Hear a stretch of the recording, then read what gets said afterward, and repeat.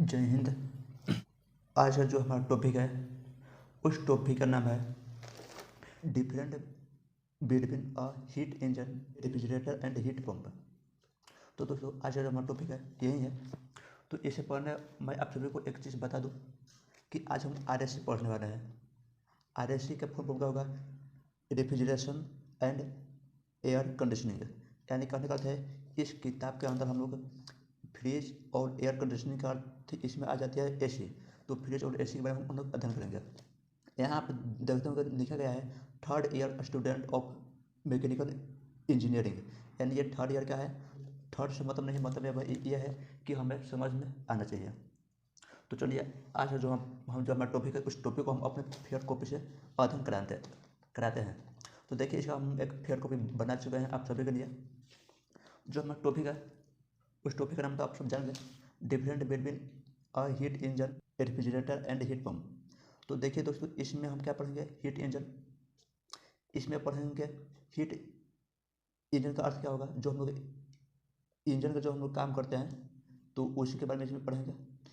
इसमें पढ़ेंगे फ्रिज और इसमें हम लोग पढ़ेंगे AC के बारे में। तो चलिए हम स्टेप बाय स्टेप तीनों को अध्ययन करते हैं। देखिए यहाँ पर आप एक फिगर देखते होंगे, ये हमारा T1 है, ये हमारा हीट इंजन है और ये हमारा T2 है। तो देखिए एक हम उदाहरण के तौर पर आपको समझाएं इस फिगर को। तो यहाँ पर अगर देखिएगा दोस्तों, ध्यान से देखिए, अगर मान चलिए हम आ गए हैं, हमारा टॉपिक का नाम है हीट इंजन। हीट इंजन, अगर हमारे टॉपिक का नाम हीट इंजन हो, अगर इसको पेपर में ऐसे दे दें तो इसको डायग्राम के साथ भी आप इसको बनाइए। तो हम इसको कैसे बनाएंगे? तो आइए पहले हम लोग इसका डायग्राम बनाते हैं। तो दोस्तों डायग्राम जब भी हम बनाएंगे तो T1 को ऊपर रखते हैं। T1 क्या है बताएंगे हम। जो हमारा डिवाइस है हीट इंजन उसको बीच में रखते हैं, हीट इंजन। और T2 को हम नीचे रखते हैं। T2 क्या है यह भी हम बताएंगे। T2 को हम नीचे रखते हैं। इसके बाद में यहाँ से हीट आएगी, ऊपर से हीट आएगी और आपको नीचे भी हीट आएगी। यहाँ पर हमारा Q2 हो जाती है, यहाँ पर हमारा Q1 हो जाती है। आ रहा समझ में ना? और यहाँ से वर्क यानी यहाँ से हीट बाहर जाएगी, वर्क यहाँ से बाहर जाएगा। तो वर्क डन, DO यानी बराबर होता है Q1 माइनस Q2।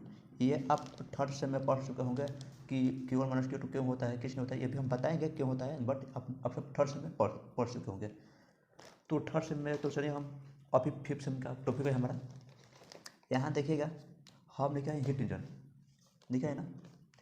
इसके नीचे देखिएगा सिंक और कोल्ड बॉडी। कोल्ड बॉडी का अर्थ क्या हुआ? ठंडा। और हॉट बॉडी का अर्थ हुआ गर्म। कोल्ड बॉडी ठंडा ठंडा और हॉट बॉडी का गर्म शरीर। यानी यहाँ पे जितना भी हीट होगा गर्म होगा और यहाँ पे जितना भी हीट होगा ठंडा हो सकता है। ध्यान दीजिए यहाँ पे T1 बड़ा है T2 से। जब भी ये पार्ट होगा ये बड़ा होगा किसके अपेक्षा? बाई केल्विन फ्रैंक स्टेटमेंट है। यानी हीट इंजन को कौन कौन से वैज्ञानिक ने बनाए हैं? जो ये हीट इंजन है इसका खोजकर्ता का नाम क्या है? तो केल्विन फ्रैंक। यानी ये दो नाम है, ये एक वैज्ञानिक का नाम है और ये दूसरी वैज्ञानिक का नाम है। यानी दो लोगों ने मिल करके इसका आविष्कार किया है या खोज किया है। तो देखिए यहाँ तो हम समझ गए। अब आइए हम फिगर को थोड़ा आपको समझा देते हैं। जैसे मैं मान चलिए यहाँ पर हमारा हीट इंजन है और यहाँ से वर्क बाहर जा रही है, यहाँ से हीट अंदर आ रहा है और यहाँ से हीट बाहर जा रही है। ध्यान दीजिए इसका प्रोसेस, इसका नियम क्या है। सपोज दैट मान चलिए यहाँ पर हमारा एक मोटर है, इसके कुछ नीचे हमारा एक पानी का टैंक है और इसके ऊपर मान चलिए 10 फीट ऊपर हमें एक पानी का टैंक है, ऊपर पानी पहुँचानी है मोटर की सहायता से। आ रहा है समझ में ना? टैंक या वाटर टैंक कर दीजिए,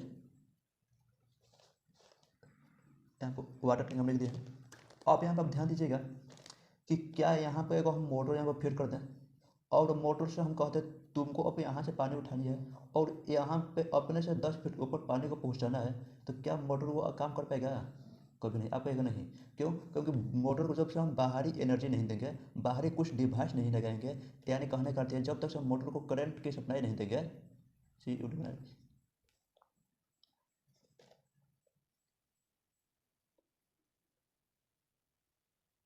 अगर हम करंट की सप्लाई नहीं देंगे मोटर को तो तब तक मोटर कुछ काम नहीं करती, यानी या इसको कर सकते हैं इलेक्ट्रिकल सप्लाई।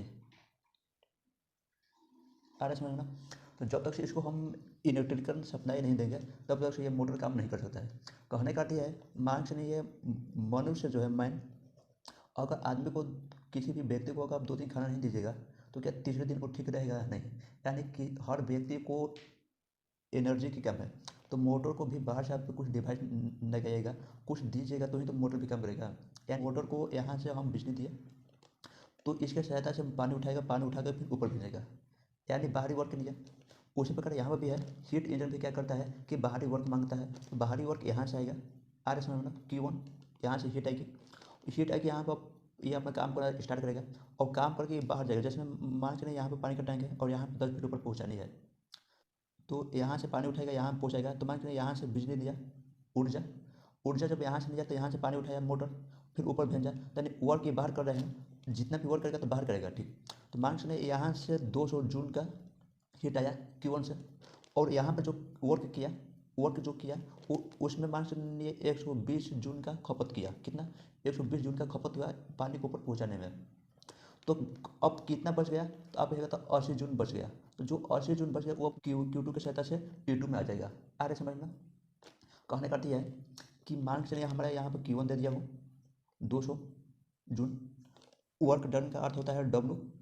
तो यह हमारा मान लो 120 जून खपत किया वर्क करने में 120 जून खपत किया। तो अब आपको से पूछा जाएगा तो Q2 कितना हुआ, यानी ये हीट को नीचे कितना भेजा। तो आप इसमें से इसको घटाइएगा, तो हमें Q2 चाहिए ना। तो यहाँ पर हम देख रहे हैं कि W बराबर Q1 माइनस Q2 है, और हमारा Q1 का मान दे दिया है, Q2 का पूछा है, W का भी दिया है। तो क्या Q2 को इधर हम कर देंगे, Q2 को कर दीजिए इधर, तो Q1 माइनस W हो जाएगा। Q1 हमारा 200 दिया है ना, यहाँ पे 200 दिया है, और माइनस W हमारा 120 बता दिया गया है। तो Q2 कितना हो गया? Q2 हमारा 80 जून हो गया। तो यानी 80 जून जो Q2 हुआ वो नीचे आ गया। अरे समझ में ना? लेकिन वास्तव में ये जो हीट इंजन है तो वर्क कितना किया, वर्क करने में कितने जून का खपत किया? 120 जून। और यही एग्जाम में पूछता है, सपोर्टेड मार्क्स ने कह देगा तो आपका Q1 इतना है, W इतना है, तो Q2 ज्ञात कीजिए, या Q1 दे दिया, Q2 दे दिया तो W ज्ञात कीजिए। तो वहाँ से इसी फॉर्मूले के ऊपर आप ज्ञात कीजिएगा। ये आपको याद होना जरूरी है। वर्क डन को W से कहते हैं सूचित, W बराबर Q1 माइनस Q2। आ रहे समझ में ना? अब चलिए इसको थोड़ा डिप में देखते हैं, डिप में और आगे क्या दिक्कत है इसमें। देखिए यहाँ पे जो आप फेयर कॉपी में देखिएगा तो लिखा है efficiency work done output button में इनपुट है। इसका अर्थ क्या हुआ यहाँ पर समझिए, यहाँ पर लिखा हुआ है इफिशियंसी। तो इफिशियंसी का जो सिंबल होती है दोस्तों, एन होता है, एन ऐसे लिखता है ना, तो ये एन नहीं होता है, ये ऐसे ऐसे कर दीजिए, एन ही होगा, ये एन ही होता है, थोड़ा सा नीचे आ जाता है। जैसे मैं यहाँ पर आप देखिएगा, देखिए ऐसे एन ही है, लेकिन ये अंतिम का जो भाग है थोड़ा सा नीचे आएगा, थोड़ा सा नीचे आया है ना, तो ये इफिशियंसी का सिंबल होती है। तो इफिशियंसी यानी इफिशियंसी हीट इंजन बराबर कितना दिया है, कितना होता कितना है, वर्क डन यानी W आउटपुट बटन में इनपुट, यही होता है ना, इनपुट यही होता है ना, efficiency HE heat engine output button में इनपुट। अब ध्यान दीजिए इसके बाद अब क्या होता है, इफिशियंसी HE बराबर, अब आउटपुट का जगह क्या होगा, क्या आउटपुट, ये ध्यान दीजिए, work done output, work done ये है ना, और आउटपुट का क्या हुआ बाहर। जैसे मैं मान लीजिए हमारा घर हुआ, और हम यहाँ से अंदर आएंगे तो यहाँ पर हम कहेंगे इन, हम घर में जब जाएंगे तो इन कहते हैं, और जब घर से बाहर जाते हैं तो आउट कहते हैं ना। तो यानी यहाँ से ये वर्क बाहर जा रहा है तो ये आउटपुट हो गया। तो आउटपुट बराबर कितना है, यानी आउटपुट यहाँ पे हो गया, तो आउटपुट बराबर Q1 माइनस Q2। क्या इतना का स्थान पर Q1 माइनस Q2 लिख देंगे, तो Q1 माइनस Q2 यहाँ पर हम लिख दिया। आ रहा है समझ में? ठीक। अब ध्यान दीजिए नीचे क्या है, इनपुट।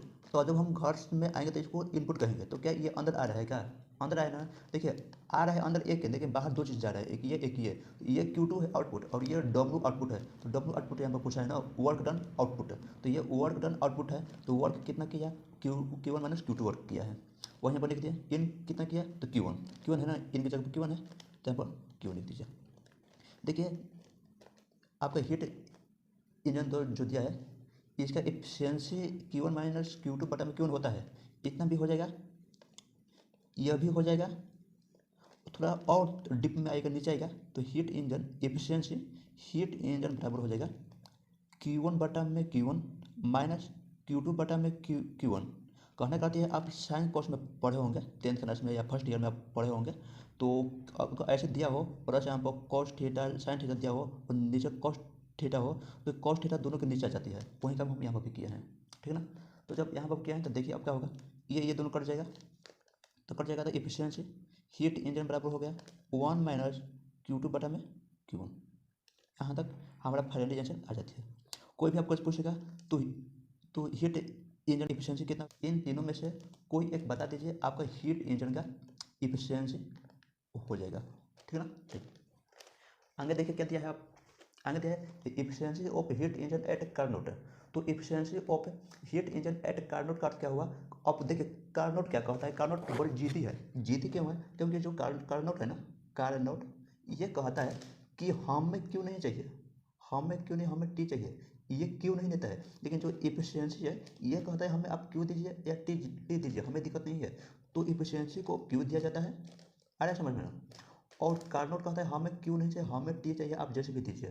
तो कुछ नहीं, जब एक ऐसा क्वेश्चन आ जाएगा efficiency of heat engine at Carnot, अगर कार्नोट का हीट इंजन के रूप में इफिशियंसी पूछ दे तो उस वक्त हम क्या करेंगे, जहाँ जहाँ क्यू है क्यू के जब हम टी दे देंगे, यानी होगा यही होगा यही होगा यही, लेकिन जहाँ जहाँ क्यू है वहाँ हम टी दे देंगे। जैसे में हम देखेंगे यहाँ पर इफिशियंसी, ये एच नहीं है ये एन है, इफिशियंसी हीट इंजन कार्नोट है, आ रहा है समझ में ना। कार्नोट बराबर दे देंगे, यहाँ इसमें तो कुछ भी चेंजिंग नहीं होगा, ये तो ऐसे ही रहेगा। लेकिन जहाँ क्यू है तहाँ टी होगा, तो इसमें क्यों नहीं है ना, तो इसमें तो कुछ भी चेंज नहीं होगा, ये ऐसे ही रहेगा। यहाँ पर चेंज होगा, देखिए Q1 माइनस Q2 बटा में Q1, तो यहाँ पर क्या हो जाएगा T1 माइनस T2 बटा में T1। अब अगर थोड़ा सा इसको स्टेप और आगे बढ़ाइएगा तो हो जाएगा इफिशियंसी एच कार्नोट बराबर 1 माइनस T2 बटा में T1, यानी 1 माइनस T2 बटा में T1, Q2 बटा में Q1 है तो Q की जगह T दे दीजिए, बाकी सब वही। तो ये हमारा कार्नोट का है। देखिए अगर केवल इफिशियंसी हीट इंजन का पूछेगा कोई, तो आप ये कोई एक बता दीजिएगा तीनों में से, ठीक है ना। अगर कोई कार्नोट का इफिशियंसी पूछेगा हीट इंजन में, तो उस वक्त आप एक ये बता सकते हैं, या नहीं तो ये बता सकते हैं, या नहीं तो ये बता सकते हैं, ठीक है ना। ये तीन चीज़, ठीक, चलिए आपको समझ में आ गया होगा। और पॉइंट नंबर 2 में आते हैं, देखिए इसमें भी वही लिखा है इफिशियंसी हीट इंजन कार्नोट बराबर 1 माइनस T2 बटा में T1, वही है ना, बाकी सब सेम है, कुछ भी चेंजिंग नहीं है। अब ध्यान दीजिए पॉइंट नंबर 2 क्या कहता है, रेफ्रिजरेटर यानी फ्रिज, इसका अर्थ क्या होता है फ्रिज। तो इसके अंदर हम फ्रिज के बारे में अध्ययन करेंगे। तो देखिए आगे हम एक क्वेश्चन पूछेंगे आपको से कि दोस्तों फ्रिज जो है, जो हमारा रेफ्रिजरेटर है, ठीक है ना,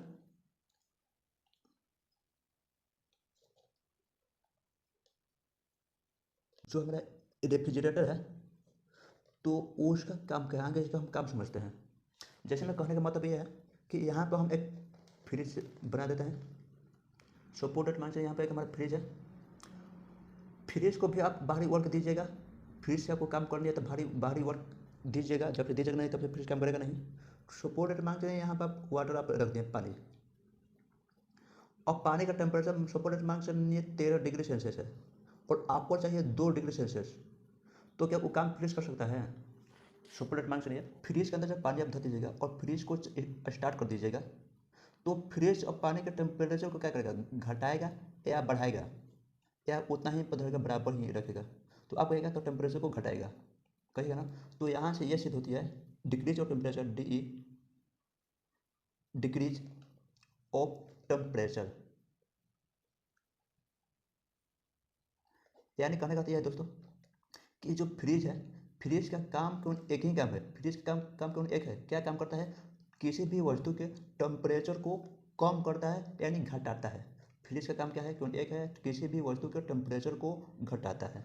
अरे समझ में, ये डाउटिंग नहीं होना चाहिए। बहुत से व्यक्ति पूछ देते हैं तो जो फ्रिज है, तो फ्रिज का काम क्या होता है, यानी किसी भी वस्तु के टेम्परेचर को फ्रिज क्या करता है, घटाता है, बढ़ाता है, या उसे उतना ही उसका टेम्परेचर कांस्टेंट रखता है।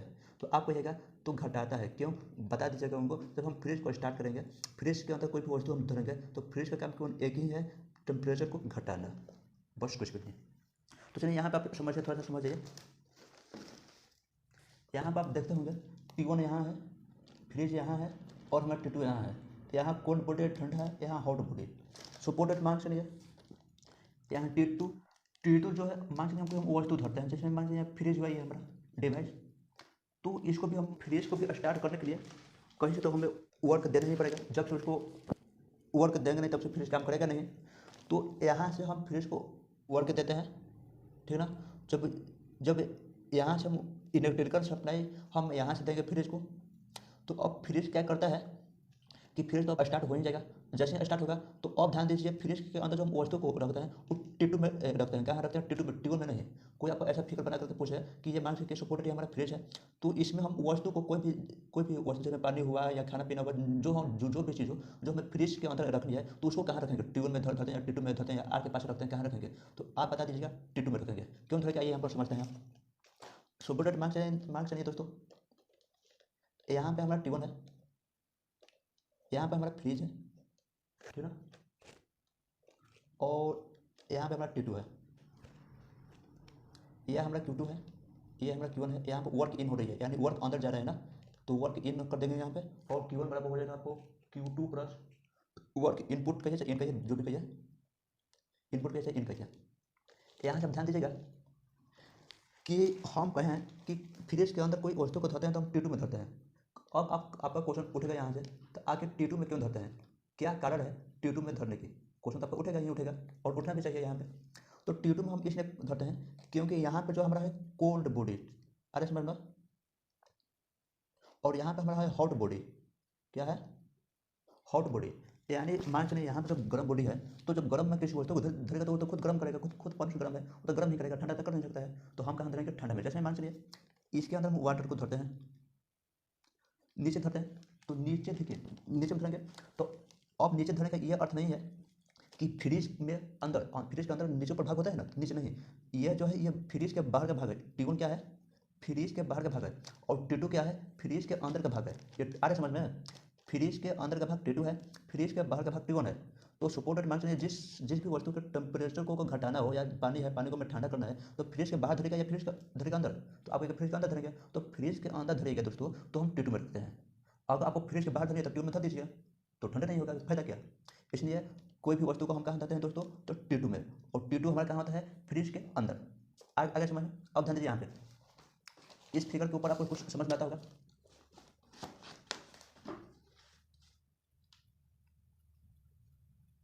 इस फिगर के ऊपर आपको कुछ समझ में आता होगा क्या? कि यहाँ देखिए, यहाँ से वर्क अंदर अंदर जा रहा है, और यहाँ से बाहर जा रही है, और यहाँ से भी अंदर आ रही है।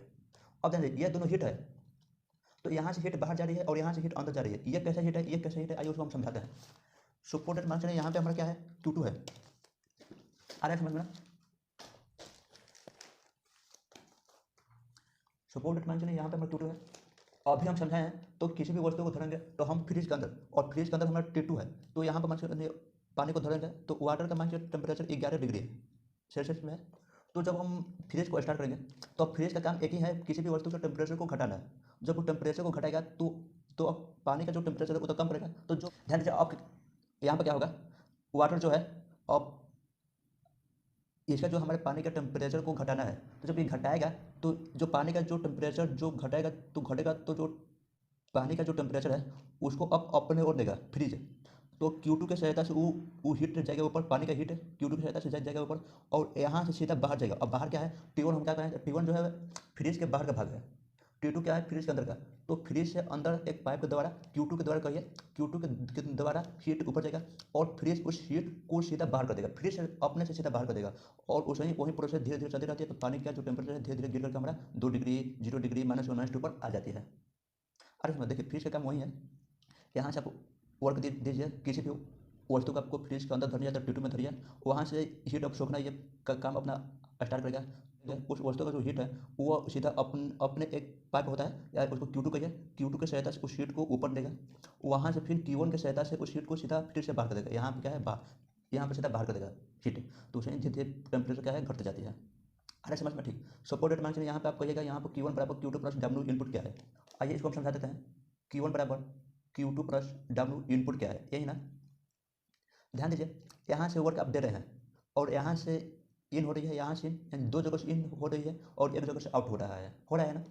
तो देखिए सपोर्टेड मान चलिए अगर कोई पूछ दिया कि फ्रिज जो है फिर कितना हीट को बाहर कर रही है, बाहर कर रही है ना, तो आप अब सोचेगा कैसे निकालेंगे। तो उस वक्त आपको दो चीज़ दिया रहेगा, एक आपको दे दिया जाएगा डब्ल्यू इनपुट और दूसरा दे दिया जाएगा T2 Q2। Q2 आपको दे दिया जाएगा और उसके बाद में डब्ल्यू इनपुट दे दिया जाएगा। इनपुट आपका 100 है और Q2 आपका 50 है। तो डब्ल्यू इन आपका कितना कितना दे दिया गया है, सपोर्ट मान चलिए 100 दे दिया गया है, Q2 आपका 50। तो अब कहा जाएगा तो Q1 बाहर कितना गया, तो इन दोनों को जोड़ दीजिए, कितना हो जाएगा 150। यानी कहीं करते 150 जून, तो 150 यूनिट क्या बाहर गया, फिर से बाहर। क्यों? क्योंकि जितना अंदर जाएगा उतना बाहर जाएगा, तो जितना अंदर जाएगा उन दोनों को ऐड कर दीजिए, इन दोनों को, और ये हमारा प्राप्त हो जाएगा। तो ये आपको बता दीजिए कितना इतना गया है। आ रहा समझ में ना? ठीक। तो ये काम कुछ भी नहीं, ये काम यही है, बाकी कुछ भी नहीं। पेपर में आपको फिगर बनाने के लिए आता है अधिकतर, ये फिगर आप बना लीजिएगा बेहतर होगा। आगे देखिए, आगे क्या दे दिया है यहाँ पर, देखिएगा कि COP दिया है। यहाँ पर क्या दिया है दोस्तों, COP का फुल फॉर्म क्या होगा, कोएफिशिएंट ऑफ परफॉर्मेंस। तो फॉर्मूला ऑफ COP तो क्या होता है, रेफ्रिजरेटर एफिशिएंट बटा में वर्क इनपुट। तो इसका अर्थ क्या होता है, आइए हम यहाँ पर बता देते हैं। इसका अर्थ वो होता है कि Q2 यानी फ्रिज जो है उस वस्तु से जितना हीट अपने अंदर देती है, यानी उस वस्तु से जितना हीट बाहर करेगी, कहने का है जिस वस्तु को हमें ठंडा करनी है उस वस्तु को हम T2 में रखे हुए हैं। तो अब यहाँ से हम क्या करेंगे कि जितना भी हीट वो अपने अंदर देगी, तो जो हीट बाहर जाएगा ना, तो उसी हीट को कहा जाता है रेफ्रिजरेटर एफिशिएंट बटा में इनपुट। अब इनपुट क्या हुआ, वर्क इनपुट। देखिए हम लोग ध्यान देते हैं भाई में से क्या है, ध्यान दे दीजिएगा। डब्ल्यू इनपुट का क्या हुआ, डब्ल्यू का क्या हुआ, वर्क डन, या उसको आप वर्क भी कर सकते हैं, कोई दिक्कत नहीं है। तो वर्क इनपुट यही है, तो यहाँ से जितना हीट अंदर जाएगा उसी को कहा जाता है वर्क इनपुट। आ रहा है समझ में ना? तो यहाँ पर ध्यान दीजिएगा कि वर्क इनपुट है ना, तो यहाँ पर आगे दिया है COP एट रेफ्रिजरेटर, यानी COP आर का मान क्या हो जाएगा, Q2। ये जो हम बताए हैं अभी यहाँ पे आपको, जितना हीट यहाँ से ऊपर जाएगी Q2 से, तो उसको हम Q2 का कह देंगे। और वर्क इनपुट क्या होगा, अब वो कहाँ से आएगा, तो यहाँ से आएगा आपका। आ रहा समझ में? यहाँ से आप देखिएगा Q1 बराबर Q2 प्लस डब्ल्यू इनपुट लिखा है। तो यहाँ से को हम ज्ञात करते हैं, देखिए यहाँ पर ज्ञात करते रहे हम, Q1 बराबर Q2 प्लस डब्ल्यू इनपुट है, डब्ल्यू इन कर दीजिए। तो हमें डब्ल्यू इन चाहिए ना, अगर डब्ल्यू इनपुट को इधर कर देते हैं तो माइनस में हो जाएगा डब्ल्यू इनपुट, बराबर हो जाएगा Q2 माइनस Q1, हो जाएगा ना। ध्यान दीजिए यहाँ पर दे दिया गया है डब्ल्यू इनपुट है, माइनस में नहीं है ये, और यहाँ देखिएगा ये माइनस में है। तो यहाँ से माइनस में हटाएंगे तो क्या करेंगे, यहाँ पे ध्यान दीजिए, डब्ल्यू इनपुट बराबर, अब इन दोनों में से हम माइनस कॉमन कर देंगे। तो जब कॉमन करेंगे तो हो जाएगा माइनस Q2, माइनस बाहर हो जाएगा, एक माइनस अंदर, तो माइनस Q2 प्लस Q1। यहाँ से आपको कॉमन करना आता होगा, माइनस माइनस कट जाएगा। अब यहाँ पे हो जाएगा डब्ल्यू इनपुट बराबर हो जाएगा दोस्तों माइनस Q2 प्लस Q1। हमें इतना गया, या इसको आप इस तरीके से भी लिख दीजिए, डब्ल्यू इनपुट बराबर Q1 माइनस Q2। क्यों Q1 को इधर Q2 को बाद में कर देंगे, क्या कुछ दिक्कत हुआ नहीं, मान में कुछ भी दिक्कत नहीं होगा। आप यहाँ से भी बना सकते हैं, आप यहाँ से भी बना सकते हैं, कोई दिक्कत नहीं है। तो डब्ल्यू इनपुट कितना गया, Q1 माइनस Q2। ध्यान दीजिएगा अब यहाँ पे, तो डब्ल्यू इनपुट की जगह पर Q1 माइनस Q2 दे दिया, और ये जो हमारा है Q2 है पे किया है, ठीक है ना। तो यही हमारा क्या हो गया, फॉर्मूला हो गया COP आर का। अब ध्यान दीजिए COP रेफ्रिजरेटर एंड कार्नोट, यानी हम इसमें भी आपको बताए हैं, इसमें भी आपको हम बताए हैं क्या, कि जब भी अगर जब भी, तो दोस्तों हम क्या बता रहे हैं कि जब भी कार्नोट पूछेगा तो उस वक्त ये बहुत जिद्दी है, ये क्या है, जिद्दी है। ये क्या कहता है कि हमें क्यों नहीं चाहिए, हमें टी चाहिए। तो फॉर्मूला वही होगा, कुछ भी चेंजिंग नहीं होती है, क्यों क्यू की जगह पर टी कर दिया जाता है, क्योंकि ये कहता है कि हमें क्यों नहीं चाहिए, हमें टी चाहिए, आप जैसे भी दीजिए हमको टी। तो इसलिए कह दिया जाता है coefficient of performance by R Carnot बराबर T2। Q2 की जगह पर T2 हो जाएगा, क्योंकि क्यू की जगह पर टी, यहाँ पर ध्यान दीजिए बराबर किया है ना, यानी कार्नोट कहता है हमें टी चाहिए, क्यों नहीं चाहिए। तो जहाँ जहाँ क्यू है तहाँ टी कर देंगे, तो Q2 है तो T2 हो जाएगा, Q1 है T1 हो जाएगा, माइनस का माइनस Q2 की जगह पर T2, बस वही। ध्यान दीजिए ये COP का है और यह है COP कार्नोट का है, ये दो को अंतर आप ध्यान दीजिएगा। तो एग्जाम पेपर में आपको कोई भी पूछ सकता है, यह भी आपको पूछ सकता है, या नहीं तो यह भी आपको पूछ सकता है, जो पूछेगा वहाँ से आप लिख दीजिएगा। बस एक चीज़ ध्यान में धरिएगा, अगर कार्नोट नहीं पूछा है तो Q1 Q का यूज कीजिएगा वहाँ पे, अगर कार्नोट पूछ दिया तो आप टिक यूज कीजिएगा, ये ध्यान में दीजिएगा। चलिए अब आगे हम आते हैं पॉइंट नंबर 3 में क्या है, हीट पंप। अब हीट पंप क्या होता है कि इसमें हम कहें तो हम एसी के बारे में पढ़ेंगे। इसमें क्या क्या चीज़ के बारे में, एसी। तो एसी क्या करता है, आप ध्यान दीजिए। एक क्वेश्चन आपके लिए हमारे ओर से। क्वेश्चन क्या है दोस्तों कि मान लीजिए सपोर्टेड ये हमारे यहाँ पर एसी है। आपको से हम एक क्वेश्चन पूछेंगे, एसी क्या करता है, टेम्परेचर को एसी क्या करता है, घटाता है या बढ़ाता है, घटाता है या बढ़ाता है, या कांस्टेंट यानी बराबर रखता है। अब बताइए आप। तो आप कहेगा एसी का काम एक ही है, टेम्परेचर को बराबर रखता है। क्या करता है, बराबर रखता है, न घटाता है न बढ़ाता है। क्योंकि एसी के अंदर एक ऐसा सिस्टम, एक ऐसा डिवाइस होती है, लगी होती है, जिसके सहायता से हम सेट कर देते हैं कि इतना डिग्री टेम्परेचर हमारे रूम के अंदर चाहिए। जैसे जैसे मैं मान चलिए 15 डिग्री सेल्सियस हमारा चाहिए, हमें चाहिए तापमान 15 डिग्री सेल्सियस। तो हम उसमें बटन की सहायता से 15 पर हम सेट कर देंगे, तो ऐसे कुछ देर बाद 15 डिग्री तक ही ठंडा धरेगा, इसे न कम करेगा ना ज़्यादा करेगा। लेकिन फ्रिज क्या है, फ्रिज में आप सेट नहीं कर सकते, वो घटाते जाता है, घटाते जाता है। और इसको आप सेट कर दीजिएगा तो ये 1 महीने, 2 महीने, 4 महीने, 5 महीने तक भी काम करता रहेगा। क्या जीवन भर भी अगर इसको बढ़ाएगा नहीं तो 15 डिग्री तक ही आपको ठंडा रूम को रखेगा, इसे न बढ़ाएगा ना घटाएगा। आ रहा है समझ में ना। तो फ्रिज का काम क्या है, कांस्टेंट, कांस्टेंट यानी बराबर रखता है फ्रिज किसी भी तापमान को। ठीक है, तो यहाँ तक आप समझ गए होंगे। देखिए आगे क्या दिया है, यहाँ पर हॉट बॉडी, यहाँ पर कोल्ड बॉडी, ये तो हर चीज़ में हर फिगर में आएगी यही। और यहाँ पर T1 बड़ा है, T2 से, ये तीनों फिगर में यही होता है। T1 बड़ा होता है T2 के अपेक्षा। यहाँ SP है, हीट पंप AC है। तो आप यहाँ से AC हटा दीजिए अभी। यहाँ पर आप सपोर्टेड मान के चलिए, यहाँ पे हमारा हीट पंप है, तो हीट पंप को ही बाहरी वर्क हमें देना पड़ेगा, तभी तो वो काम करेगा। तो देखिए यहाँ से हम वर्क इन कर रहे हैं, वर्क इन यहाँ से, हीट यहाँ से ऊपर जा रही है और यहाँ से बाहर। एक क्वेश्चन आपके दिमाग में आया होगा कि ये तो हूबहू फ्रिज का है, क्यों यहाँ पे आर नहीं है, क्यों SP आ गया है, बाकी पूरा प्रोसेस तो ये फ्रिज का है। जी हाँ, ऐसी फ्रिज में कुछ अंतर नहीं है, क्योंकि वो भी ठंडा करता है, फ्रिज भी ये भी ठंडा करता है, तो प्रोसेस तो एक ही होगा। सपोर्टेड यहाँ पर ध्यान दीजिए। अब मान चलिए यहाँ पे क्या है, ये तो फिगर को समझ में आ गए। यहाँ से वर्क अंदर आता है और यहाँ पर नीचे बैठे रहते हैं, आ रहे समझ में। तो यहाँ इस रूम में का हीट से सीधा बाहर कर देगा, आपके रूम से बाहर कर देगा, और उसके अपेक्षा आपका रूम जो है ठंडा धीरे धीरे होने लगेगी। तो यहाँ तक आपको समझ में आगे होगी।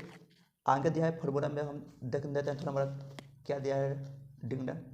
तो फार्मूला में क्या दिया है, COP का फुल फॉर्म आप जानते हैं, कोएफिशिएंट ऑफ परफॉर्मेंस। तो यहाँ से ध्यान दीजिए, COP HP बराबर हो जाएगा Q1 बटा में Q1 माइनस Q2। अब ध्यान दीजिए, ये Q1 बटा में Q1 माइनस Q2 होता है फार्मूला फॉर कार्नोट। अब यहाँ पे आ गया कार्नोट। अब कार्नोट का क्या होगा, तो हम आपको बता दिया है, जब जब ये पूछेगा कार्नोट, तब तब Q की जगह पर टिक कर दीजिएगा। क्या कर दीजिएगा, Q की जगह पर टिक कर दीजिएगा, तो वहाँ से हमें कार्नोट आ जाएगी। तो ये एक जीती आदमी है, जीती क्या कि कहता है हमें Q नहीं चाहिए, हमें T चाहिए। तो फॉर्मूला आपका यही होगा, बस थोड़ा सा चेंजिंग यहाँ हो जाती है कि Q की जगह पर टिक कर दीजिए। Q1 है तो यहाँ पर T1 हो जाएगी, Q1 है T1 हो जाएगी, माइनस का माइनस ही होगा, Q2 है T2 हो जाएगी, बाकी सब प्रोसेस वही है। यहाँ तक समझ में आ गया आपको। तो ध्यान दीजिए, अब तो आपका प्रोसेस सब आज का क्लास भी यहीं तक था। तो यहाँ से देखिए COP HP coefficient of performance heat pump Carnot. तो अगर आपका हीट पंप का, अगर आपको कार्नोट का अगर आपको फार्मूला पूछेगा क्या होगा, तो वहाँ से आप बता सकते हैं T1 बटा में T1 माइनस T2 होता है। यहाँ से आपको कन्फर्म रूप से आपको ये याद होना चाहिए, अदरवाइज आगे आप जानते हैं। तो दोस्तों आज का क्लास यहीं तक था। आज का क्लास हमारा खत्म हो होगा, तो देख लीजिए एक बार आपको हम दिखा देते हैं। आपको फिर को भी बनाना हो तो बना लीजिएगा यहाँ से, ताकि पेपर के समय इजीली आपको समझ में आ जाएगा। देखिए यहाँ से 3 पॉइंट थी, हीट इंजन, रेफ्रिजरेटर और हीट पंप, ये 3 पॉइंट आपको हम कवर करा दिया है। यहाँ तक हो गया, ये वाला यहाँ चाहिए, यहाँ तक हो गया। ठीक, अब आ जाते हैं हम हीट पंप COP में आगे आते हैं। COP में देखिए यहाँ तक, इसके बाद में आगे आइए, ठीक ना, आ रहा है समझ में। और उसके बाद में यहाँ तक, यहीं तक है। तो जो हमारा आगे का टॉपिक है उस टॉपिक का नाम होगा रिलेशनशिप बिटवीन COP, SP और COPR, यानी SP और R में हमारा रिलेशनशिप क्या है उसके बारे में हम अध्ययन करेंगे। तो चलिए आज का टॉपिक हमारा यहीं तक था। तो ठीक है, आई होप आपको यहाँ तक समझ में आ गया होगा। तो दोस्तों, जय हिंद, जय भारत।